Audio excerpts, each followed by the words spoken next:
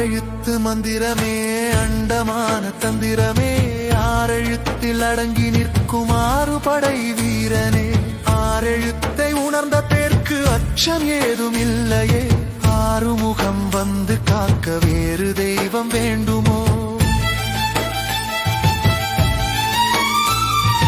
ஓம் என்னும் மந்திரத்தின் உள்ளின்ற நாதமே தாம் என்று தந்தைக்கே நீ உரைத்த வேதமே ஆமென்று ஏற்றுக்கொண்டால் அறியாமை ஓடுமே வேலென்றே நினைக்க முக்தி வாசலும் திறக்குமே